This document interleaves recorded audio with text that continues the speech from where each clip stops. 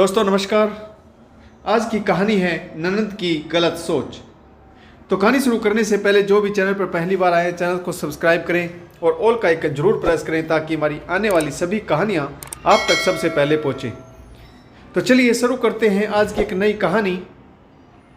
शीतल की शादी को कुछ ही दिन हुए हैं। शीतल की शादी एक छोटे से परिवार में हुई जिसमें शीतल अपनी सास और पति के साथ रहती है। शीतल की एक ननद भी है जिसकी शादी हो चुकी है, जो कि उसी शहर में कुछ ही दूर रहती है और अक्सर आती जाती रहती है।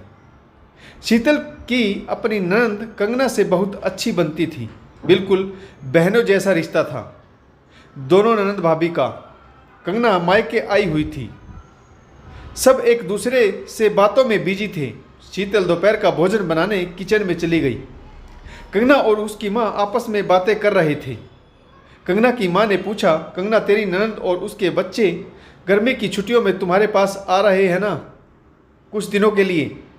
कंगना ने माँ की बात का जवाब देते हुए कहा, हाँ माँ, 20 दिन रहेंगे, लेकिन मुझे कुछ समझ नहीं आ रहा कि मैं क्या करूँ।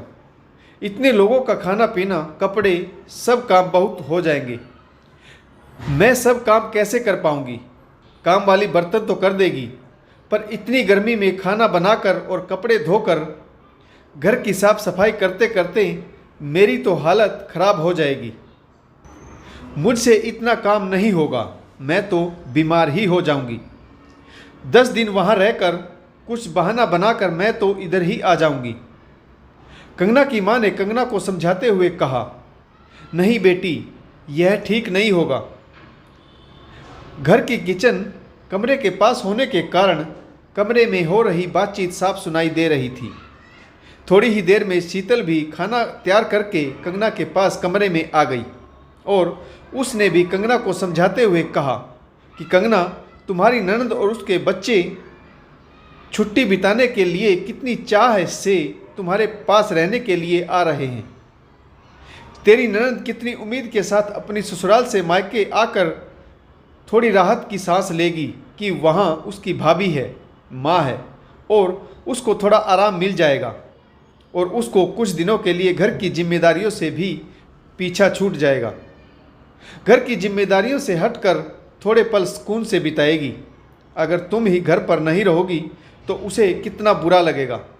लेकिन भाभी, मैं 10-12 दिन वहाँ रह लूँगी, फिर यहाँ आ जाऊँगी। एक बार फिर शीतल ने कंगना को समझाते हुए कहा, उसको उसकी कही वो पुरानी बातें याद कराते हुए कहा, कंगना, याद है ना तुझे, जब मेरी माँ की तबीयत खराब होने के कारण मुझे मायके जाना था, लेकिन तुम उस समय ससुराल से आई थी, जब तुम यहाँ नहीं रहती थी और तुम नहीं चाहती थी कि मैं मायके जाऊँ।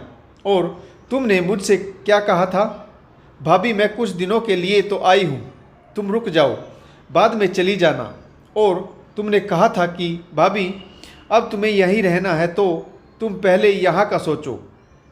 भाभी मैं तो आपके पास रहने आई हूँ और आप जा रहे हो तो मैं आई ही किस लिए? माँ बेचारी तो बहुत परेशान हो जाएगी। भाभी मत जाओ। और उस समय मैं मायके नहीं गई थी और तुम्हारी इन्हीं बातों के कारण ही मुझे यहाँ रुकना पड़ा था। तब कंगना ने सिर हिलाते हुए कहा, हाँ भाभी, मुझे अच्छे से याद है। फिर आज जब तुम्हारी ननद आ रही है तो तुम ऐसा कैसे सोच सकती हो?